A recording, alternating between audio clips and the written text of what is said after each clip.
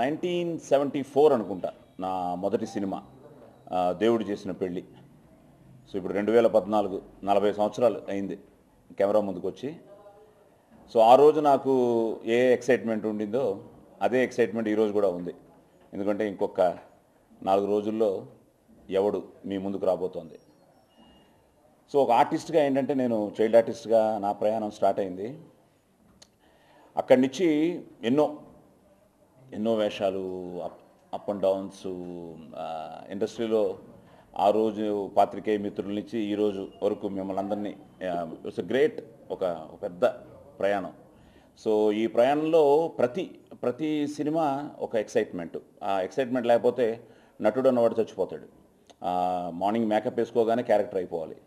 So అదే ఈ successful ప్రయాణానికి ఒక విధంగా morning becoming a character.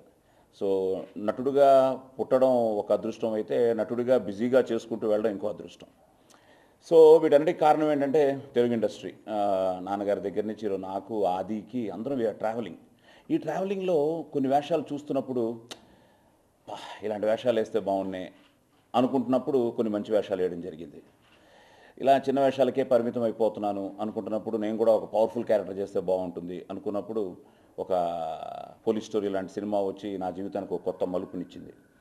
So అక్కడి నుంచి వేషాలు వేసుకుంటూ హీరోగా చేసుకుంటూ మళ్ళీ హీరో అయిన తర్వాత టెన్షన్లు పడుతూ వెళ్తూ ఉంటే కొన్ని క్యారెక్టర్స్ ట్రావెల్ అవుతున్నప్పుడు ముఖ్యంగా ప్రకాష్ రాజ్ చేసిన క్యారెక్టర్లు కానీ కొంతమంది మన విలన్స్ చేస్తున్న వేషాలు కానీ చూస్తున్నప్పుడు ఒక ఆర్టిస్ట్గా ఇలాంటి వేషాలు కూడా చేస్తే బాగుండు అనిపించిన రోజులు కూడా చాలా ఉన్నాయి. సో అది ప్రొఫెషనల్ జెలసీ, లేకపోతే ఆర్టిస్ట్ జీల్ అన్నది చచ్చిపోకూడదు. ఎస్, ఈ క్యారెక్టర్ మనకి ఇచ్చుంటే మనం ఈ డైమెన్షన్లో చేసేవాళ్ళం. సో ఇలాంటివన్నీ ట్రావెల్ చేస్తున్న టైంలో నేను ఎన్నో సినిమాలు చేశాను కానీ ఇంతవరకు కమర్షియల్గా ఒక పెద్ద సినిమా ఇంతవరకు చేయలేదు. ఒక పెద్ద బ్యానరు, ఒక పెద్ద డైరెక్టరు, ఒక పెద్ద కాంబినేషను చేయలేదు. ఎస్, సామాన్యుడు నాకు స్టేట్ అవార్డు వచ్చింది, ఫిల్మ్ఫేర్ అవార్డు వచ్చింది. ప్రస్థానం నాకు కొత్త డైమెన్షన్ ఇచ్చింది. ఎంతోమంది హీరోస్ చూశారు, దాన్ని చూసి ఎక్సైట్ అయ్యారు. అలా ఎక్సైట్ అయిన వాళ్ళలో మన వంశీ పైడిపల్లి ఉన్నాడు, రామ్ చరణ్, ఇలాంటి వాళ్ళందరూ ప్రస్థానం చూసి నాకు ఒక తెలియని ఒక అద్భుతమైన గుర్తింపు తీసుకొచ్చింది ఇండస్ట్రీలో. సో ఈ ట్రావెల్లో ఒక పెద్ద సినిమా పడట్లేదే అంటే పెద్ద cinema in the sense cinema చేయడం ఒక ఎత్తు, సినిమా రీచ్ అవ్వడం ఒక ఎత్తు. ఈరోజు ఒక 1000 థియేటర్ల కంటే ఒక 1500 థియేటర్లో ఆల్ ఓవర్ ద వరల్డ్ ఒక సినిమా రిలీజ్ అవుతుందంటే దాని రీచ్ వేరు. మార్నింగ్ షోకే నా క్యారెక్టర్ జనంలోకి వెళ్ళిపోవాలి అంటే ఇలాంటి పెద్ద సినిమా పడాలి. సో వీటి కోసం వెయిట్ చేస్తున్న తరుణంలో ఒకరోజు అల్లు అరవింద్ గారు కనిపించి తొందరలో నీకు ఒక మంచి వేషం వస్తుందయ్యా అన్నారు, కానీ సస్పెన్స్లో పెట్టారు. ఇంకా అక్కడి నుంచి ఏ వేషం, ఎలాంటి వేషం అనే ఆ టెన్షన్ మొదలయ్యి ఇంకా ఫైనల్గా దిల్ రాజు గారు ఆఫీస్ నుంచి కబురు రావడం. సో దిల్ రాజు గారు సినిమా, వంశీ పైడిపల్లి డైరెక్షను, రామ్ చరణ్, బన్నీ కూడా ఉన్నారని చెప్పడం, పూజకు పిలవడం. పూజకు వెళ్ళిన దగ్గర నుంచి మామూలు టెన్షనే, మళ్ళీ మనం మేకప్ వేసుకుని కెమెరా ముందుకు వెళ్ళేంత వరకు మనం ఉంటామా లేదా అని. సో ఈ ప్రాసెస్లో చాలా మంచి వేషం, frankly telling you, very powerful character, very dynamic character. And నేను ఎప్పుడు నెగటివ్ రోల్స్ తీస్తున్నప్పుడు నేను ఎప్పుడు ఈవెన్ పోలీస్ స్టోరీలో కూడా నెగటివ్ టచ్ ఉంటుంది ఆ క్యారెక్టర్లో. So what I personally feel is హీరోకి నేను విలను, నాకు హీరోనే విలను, అలా ఫీల్ అయ్యే చేస్తాను క్యారెక్టర్. ఇప్పుడు ఇలాంటి క్యారెక్టర్లు చేస్తున్నప్పుడు తనకి నేను విలన్ అయినప్పుడు నాకు తప్పకుండా తను విలను. సో నా పాయింట్ ఆఫ్ వ్యూలో నేను హీరో. సో ఆ విషయంలో నేను లక్కీగా క్యారెక్టరైజేషన్ కూడా నాకు కుదిరింది.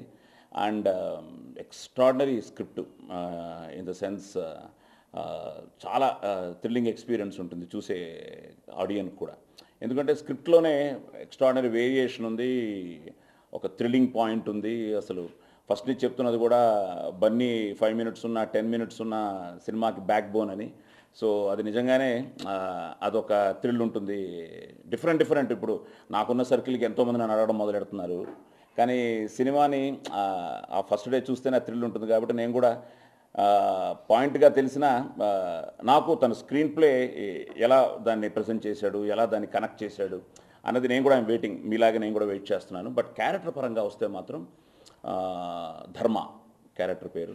సో ఆహార్యం దగ్గర నుంచి చాలా జాగ్రత్తలు తీసుకున్నాం. ఎందుకంటే నాకు ఫస్ట్ డబ్బింగ్ థియేటర్కి వెళ్ళినప్పుడు ప్రసాద్ ల్యాబ్లో ఇంజనీర్ ఫస్ట్ చెప్పింది అదే, అన్నా మీరు అసలు స్క్రీన్ మీద రాగానే మైండ్ బ్లోయింగ్గా ఉంది, గెటప్ అసలు అన్బిలీవబుల్ గెటప్గా ఉంది అని.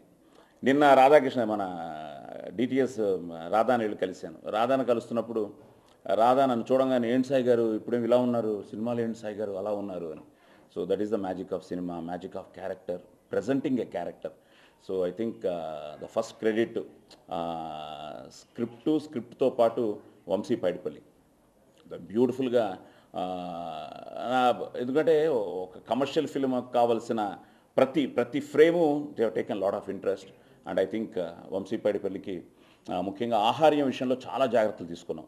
నా హెయిర్ కట్ దగ్గర నుంచి ఒక చిన్న సిల్వర్ లైనింగ్, ఇది మాత్రం నా ఒరిజినల్. చాలామంది ఇప్పటికి అడుగుతుంటారు నన్ను, సార్ ఏమైనా డై అని. ఎక్కడ లేదు, ఏది డై లేదు, ఐఎమ్ రియల్. సో ఈ రియల్లో నాకు ఇక్కడ మాత్రం చిన్న లైనింగు, ఈ సిల్వర్ లైనింగు నాకు కావాలన్నా, ఇది బాగుంది అనుకుంటే అందుకనే ఒరిజినల్ గడ్డం పెంచాం, మీసం, హెయిర్లో చిన్న silver lining. And very powerful. ఒక భయపెట్టేవాడికి, భయం అంటే ఏమిటో తెలియని వాడికి జరిగే యుద్ధం ఈ ఎవడు. సో క్యారెక్టర్ పరంగా మీకు అర్థమైపోయి ఉంటుంది, భయపెట్టేవాడిని నేను, భయం అంటే ఏమిటో తెలియంది ఎవడు అన్నది ఎవడు.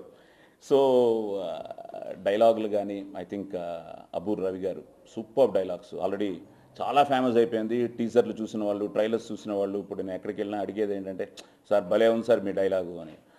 కంట్లో భయం లేదు, ఒంట్లో బెదురు లేదు, దెబ్బకి తిరుగు లేదు అనే డైలాగ్ బాగా అప్పుడే ఆల్రెడీ పాపులర్ అయింది. సో దానికి కూడా వేరియేషన్స్ ఉంటాయి క్యారెక్టర్ పరంగా. కోటా గారు నాకు ఒక నాకు మొత్తం నాకు చాణక్యుడు అనమాట, కోటా శ్రీనివాసరావు గారు. సో మా ఇద్దరి మధ్య జరిగే ఒక అద్భుతమైన మా ఇద్దరి మధ్య అంతర్యుద్ధం జరుగుతూ ఉంటుంది. అతను నాకు ఇచ్చే అడ్వైస్లు కానీ, ఒక చాణక్యుడు నా పక్కన ఉంటే, ఒక వీరుడికి చాణక్యుడు తోడైతే ఎలా ఉంటుందన్నది మా ఇద్దరి క్యారెక్టర్స్. అలాగే ఎవడు ఓకే చెప్పొచ్చో చెప్పకూడదు కానీ అద్భుతమైన ఒక మదర్ క్యారెక్టర్ జయసుధ గారు. సో ఆ మదర్ క్యారెక్టర్కి నాకు మధ్య జరిగే ఒక యుద్ధం. సో చాలా బాగుంటాయి సీన్స్, నాకు జయసుధ గారికి మధ్య జరిగిన సీన్స్ కానీ, నాకు చరణ్ మధ్య జరిగే సీన్స్ కానీ. అండ్ ఈరోజు ఫ్రాంక్లీ టెలింగ్ యూ, నేను మొన్న కూడా చదవడం జరిగింది, 1947 అండ్ 2014 ఈ రెండు క్యాలెండర్లు ఒకటేలాగున్నాయని. రెండు క్యాలెండర్లు ఒకేలా ఉన్నాయట. 1947 మన ఇండియాకి ఇండిపెండెన్స్ వచ్చిన సంవత్సరంలో ఉన్న క్యాలెండరు, 2014 క్యాలెండరు, రెండు ఒకే క్యాలెండర్ అని. అందుకనే ఈరోజు తెలియకుండా కామన్ మ్యాన్లో కూడా ఒక రెవల్యూషన్ స్టార్ట్ అయింది. కామన్ మ్యాన్ కూడా ఈరోజు ఎదురు తిరిగాడు. దానికి నాంది మనందరికీ తెలుసు. ఈరోజు ఆమ్ ఆద్మీ పార్టీ ఢిల్లీ, రేపు వాళ్ళు కామన్ మ్యాన్ తిరగబడితే సిస్టమ్ మీద, అసలు అది ఎంత పెద్ద సిస్టమ్ అయినా, అది గవర్నమెంట్లు అయినా, అది రాజ్యాలైనా అది కూలిపోతాయి అని చెప్పడానికి ఒక అద్భుతమైన ఒక పాయింట్ ఈ సినిమా. సో కామన్ మ్యాన్ తిరగబడితే అని. అందుకనే అలాంటి కామన్ మ్యాన్ని రిప్రజెంట్ చేసే ఒక ఎల్బి శ్రీరామ్ గారి క్యారెక్టర్ కానీ, సో అన్నీ చాలా బ్యూటిఫుల్ క్యారెక్టరైజేషన్స్, ఎమోషన్స్. ఇంకా సరే చరణ్ కాబట్టి అద్భుతమైన మ్యూజిక్, దేవిశ్రీ ప్రసాద్ సాంగ్స్ కానీ, దేవి కూడా నాతో చెప్పడం అన్న బాబాయ్ అదిరిపోయిన క్యారెక్టర్ అని. So it's something like Chiranjeevi గారు రష్ చూసి ఆడియో ఫంక్షన్లు మీరు అందరూ విన్నారు నా క్యారెక్టర్ గురించి. ఎంత హీరో అయినా ప్రతి నాయకుడు చాలా స్ట్రాంగ్గా ఉండాలి అని. సో అన్నయ్య కమెంట్స్ కానీ, మొన్న అరవింద్ గారి సినిమా చూసి ఫస్ట్ టైం నాకు ఆయన ఫోన్ చేసి, సాయి 12th నైట్ నీతో మాట్లాడతానయ్యా, నీకు కొత్త ఇన్నింగ్స్ మొదలవుతుంది మళ్ళీ తెలుగు ఇండస్ట్రీలో అని నాకు అరవింద్ గారు కాంప్లిమెంట్ చేయడం జరిగింది. So I more thrilled. Hero అంటే ఏదో జస్ట్ ఒక విలన్ అంటే ఏదో హీరో దగ్గర దెబ్బలు తినే క్యారెక్టర్ కాదు. హీఈస్ ఈక్వల్ టు హీరో, ఒక సింహం. ఆ సింహం చాలా బాగుంటాయి సీన్స్ అన్నీ. ఎందుకంటే నాకు చాలా ఎక్సైటెడ్గా ఉంది. బట్ నేను with the recording with the DTS చూడాలన్నాను. చూసిన వాళ్ళందరూ చాలా బాగా చెప్తున్నారు క్యారెక్టరైజేషన్ గురించి. I'm just waiting for 12th అనమాట. But at the same time అన్నీ అండ్ ఇలాంటి సినిమాని ఈరోజు తీయాలన్నా, ఏమి ఖర్చుకు వెనకాడకుండా దాన్ని ప్రమోట్ చేయాలన్నా, ఈరోజు మీ ముందుకి ఇన్ని థియేటర్స్లో వరల్డ్ వైడ్ రిలీజ్ చేయాలన్నా, we need a great banner, great producers. So నిజంగా దిల్ రాజు ఎక్కడా కాంప్రమైజ్ కాకుండా, చాలా చాలా ఏ విషయంలోనూ కాకుండా, యాక్షన్ కానీ, పీటర్ హెయిన్స్, సెల్వా, వీళ్ళందరూ. సో అన్నింటిలోనూ డెత్లో కూడా ఒక హీరోయిజం ఉంటుంది. So every character it self has variations ఉంటాయి. నా క్యారెక్టర్కి ఎంత విలన్లో కూడా ఒక సెంటిమెంట్ ఉంటుంది. ఆ సెంటిమెంట్ ఏంటి అన్నది you have to see. So it's totally beautifully designed character. And ముఖ్యంగా నేను చరణ్ని చిన్నప్పటి నుంచి, ఎందుకంటే చిరంజీవి గారితో నేను ఐ థింక్ 85 ఛాలెంజ్ నా చిరంజీవి గారితో ఫస్ట్ సినిమా. ఇప్పటికీ ఆ క్యారెక్టర్ ఎవరు మర్చిపోలేదు. 500 రూపాయలు అందులో హెల్ప్ చేస్తాను. అప్పటి నుంచి చరణ్తో పరిచయం ఉంది నాకు. నాకు తెలిసి is a very good what you call learner. షార్ట్లో మేము చేస్తున్నప్పుడు నాకెన్ని డైలాగులు ఉంటాయో తప్పకుండా హీరో కదా నాకంటే ఎక్కువ డైలాగులు ఉంటాయి. సో చాలా కేర్ తీసుకుని ప్రతి విషయంలోనూ బేసిక్గా బాగా చేయాలి. ముఖ్యంగా ఆ తపనుంది. నా దగ్గర కొన్ని వర్కింగ్ స్టిల్స్ ఉన్నాయి. అసలు మొత్తం కాలనీలో ఒక 1000 మంది జూనియర్ ఆర్టిస్టుల మధ్య తను చాలా పవర్ఫుల్ డైలాగ్స్ చెప్పాలి. సో ఏది చిన్న డౌట్ ఉన్నా కూడా బాబాయ్ ఇది ఎలా ఉంటుంది అని నేర్చుకోవాలి, బాగా చేయాలి అనే తపన కనిపించింది బేసిక్గా ఫస్ట్ చరణ్ దగ్గర. సో అండ్ అది ఎప్పుడు చాలా మంచిది. ఆర్టిస్ట్ అన్నవాడికి it's everyday it's a learning process. So మనం ఆ తాపత్రయం ఉండాలి, ఆ కమిట్మెంట్ ఉండాలి, ఆ డెడికేషన్ ఉండాలి, ఏదో చేయాలన్న తపన ఉండాలి. సో ఆ తపన కనిపించింది నాకు.